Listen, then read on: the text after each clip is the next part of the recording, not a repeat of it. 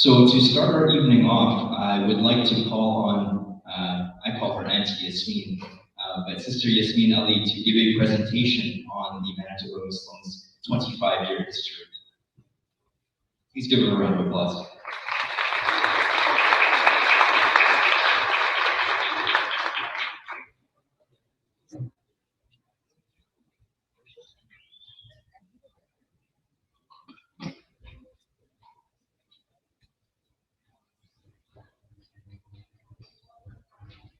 Assalamu alaikum. Can you hear me? Is it? Can you hear? Is it?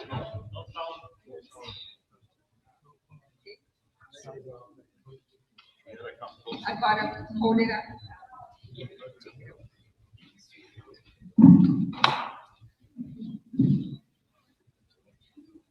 Okay, this sounds better now. Okay. Assalamu alaikum.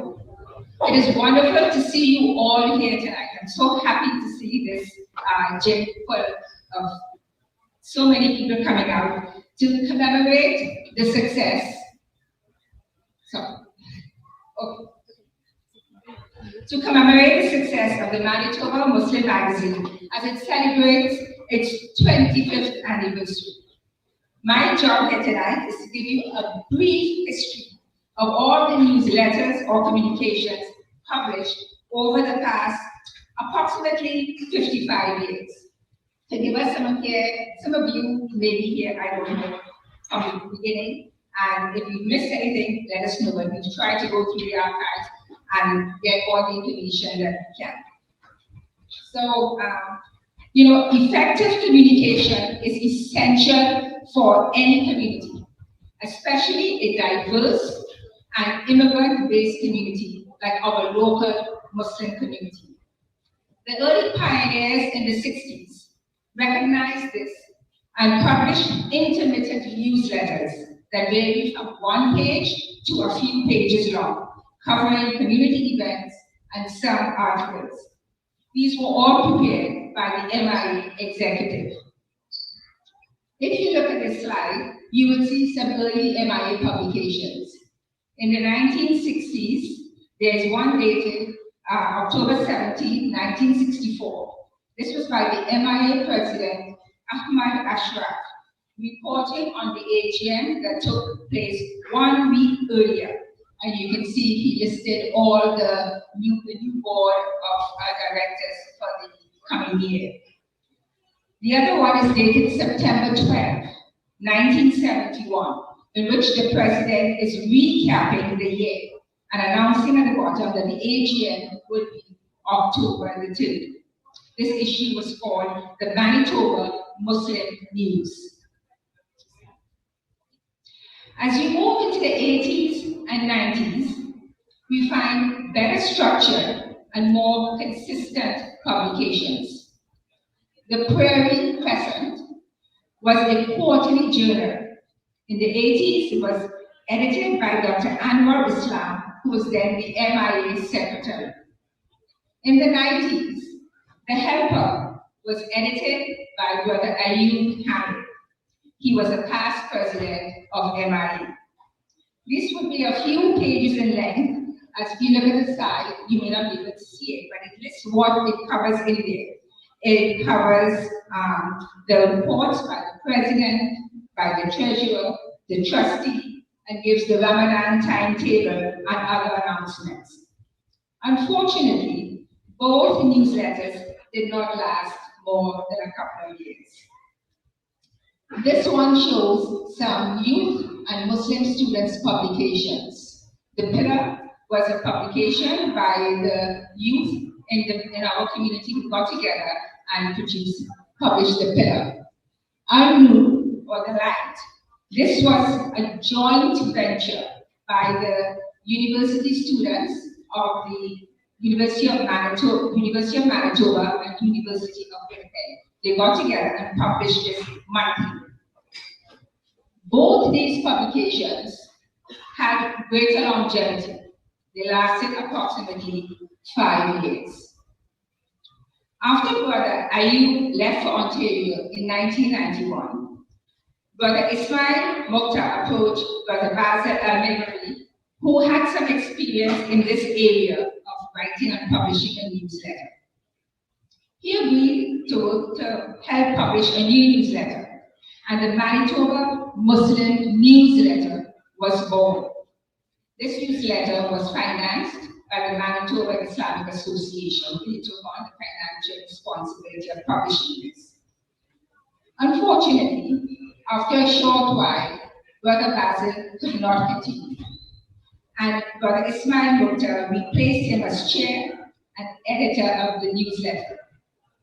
Being the smart person that Brother Ismail is, he then recruited a team of volunteers to act as an editorial board. So all the work was not on one person. Some were assigned to compile community events that took place. Others were asked to recruit community members to submit articles. There was someone in charge of a youth page, and a recipe page, and a variety of other things that were put into the magazine. The idea was that everyone reading the magazine would find something of interest to them. The Manitoba Muslim newsletter was published every 2 months for many years. With the increasing submission of articles, a few years later, the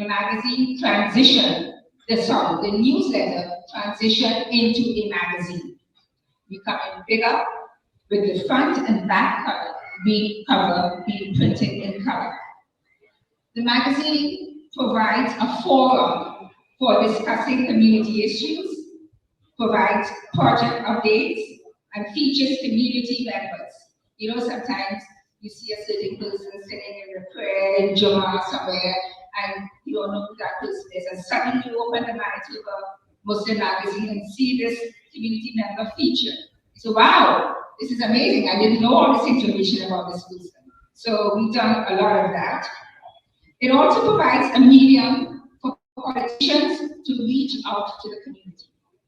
Also for Muslim and non-Muslim businesses, the magazine provides space for advertising, thus bringing in revenue to make the magazine self-sufficient. Unfortunately, this 25th anniversary edition is not self-sufficient because we decided to print the whole thing in color as a special edition. Sorry, MIA executive, probably have to pick up the tab for this one. This is quite an achievement. So in addition to the printed format, the magazine is now uploaded onto MIA's website, making it available to a larger audience that can be accessed at any time. An extension of the magazine was a bi-weekly newsletter, which was published to bridge the gap between publications of the magazine. It informed the community of upcoming events, such as community dinners, lectures, announcements, dates for Ramadan, etc. With the advent of social media platforms, this is now discontinued, and all announcements are put on the MIA WhatsApp chat. That's progress. The success of the magazine is due to a few factors. A committed group of volunteers. Over the years, volunteers come and go, but we always have an editorial board who is working towards the success of this magazine. The magazine has been consistent in its publications, publishing articles by community members on topics of relevance to the community, not only locally, but also internationally. By bringing in paid advertisements of Muslim and non-Muslim businesses has been a real plus for this magazine. The magazine has kept the community together by keeping everyone up to date on the latest events. The magazine acts as a historical archive of our community. As you can see, there's a list of many volunteers who worked on the editorial board. And as usual, no matter how well you try to plan and prepare for the event, it's always a little mishap.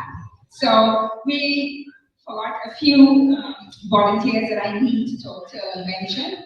Sister Sophia Thiessen and Brother Mukhtar Juni. He has been instrumental in taking all the articles and putting them together and making the magazine this lovely format that you see. So I want to mention them because they have been left out of the list that's on the board.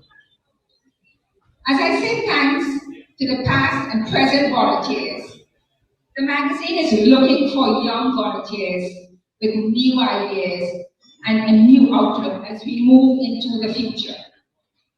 As you can see, there have been many updates over the years to bring the magazine to where it is now.